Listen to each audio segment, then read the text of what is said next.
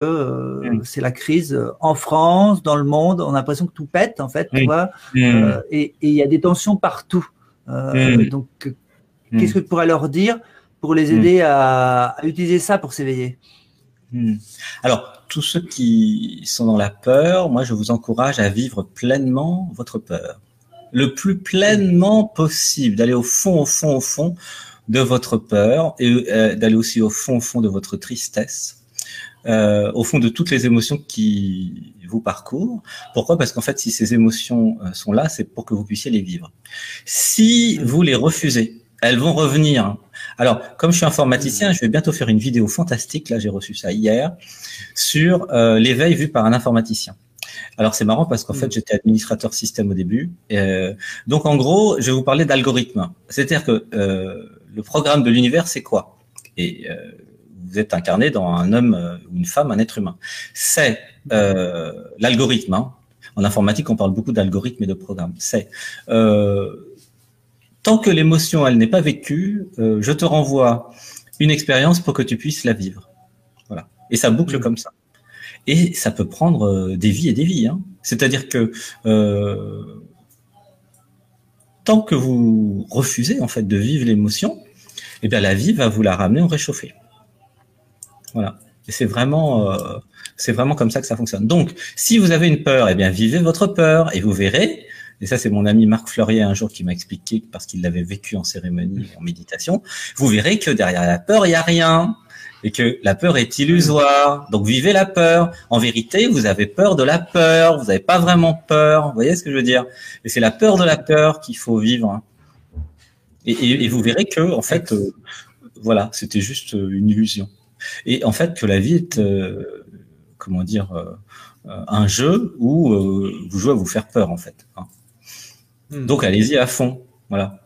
Pareil sur la tristesse. Allez au fond de votre tristesse et vous verrez. Après, il y aura la joie.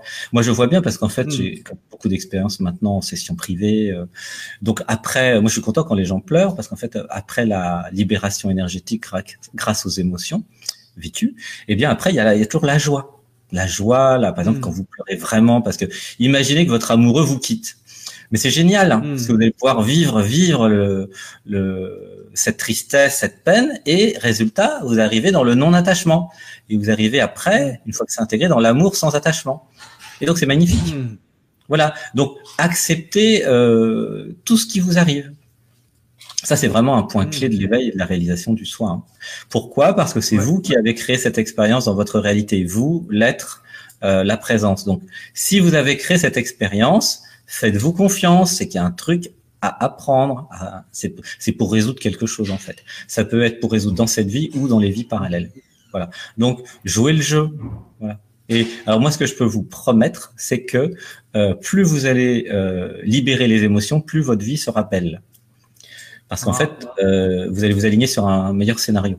Une fois que vous aurez vécu toutes les souffrances, les peines et les comment dire, les sadness, les tristesses, eh bien, vous allez vivre les joies.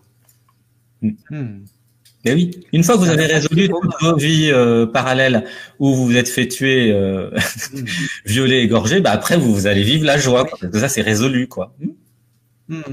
Au lieu de boucler indéfiniment sur ces choses-là en refusant de les vivre, en fait. Exactement. Ça c'est vraiment important que ça soit dit. Donc faites-moi confiance, derrière tout ça, il y a quelque chose de mieux. Je vous promets. Je vous promets pas souvent, mais c'est la vérité. C'est-à-dire que une fois que vous avez vécu ça, eh bien vous avez le cadeau. Mais si vous refusez de vivre, vous n'avez pas le cadeau. Par exemple, imaginez que vous tombez amoureux ou amoureuse.